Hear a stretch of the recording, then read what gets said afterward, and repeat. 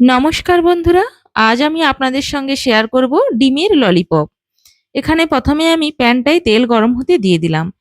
এদিকে আমি দুটো ডিম সেদ্ধ করে নিয়েছি। সেদ্ধ করা ডিমগুলোকে আমি একদম ঝুরি ঝুরি করে নেব। একদম ভালো করে আমি এই দেখুন ঝুরি করে নিচ্ছি। তারপরে আমি নিয়ে নিয়েছি একটা গোটা সেদ্ধ আলু।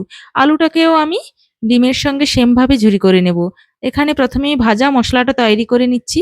নিয়েছি শুকনো লঙ্কা, মৌরি, ধনে আর জিরে আর গোলমরিচ।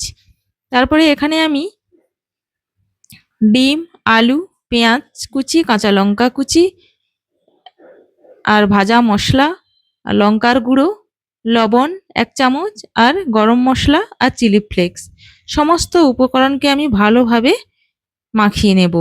আর এখানে দিয়ে দিচ্ছি আদা রসুনের পেস্ট 1/2 চামচ। তারপরে আমি এই রকমভাবে দেখুন আমি এটা ঢেলা পাকিয়ে নেব গোল গোল করে। এখানে আমি একটা ডিম নিয়েছি। ডিমের মধ্যে প্রথমে আমি ডুবিয়ে তারপরে আমি এখানে ব্রেডের গুঁড়োটার উপর আমি একটু হালকা করে ছাপিয়ে নিলাম। নিয়ে আমি সাদা তেলের মধ্যে দিয়ে দেব। এই দেখুন একটা পাশ আমার ভালোভাবে ভাজা হয়ে গেছে।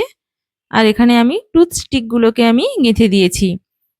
এই দেখুন একদম পারফেক্ট, দু সাইড একদম মুচমুচে ভাবে খাওয়ার জন্য ভাজা হয়ে গেছে। আজকের ভিডিওটি আমি এখানেই শেষ করছি।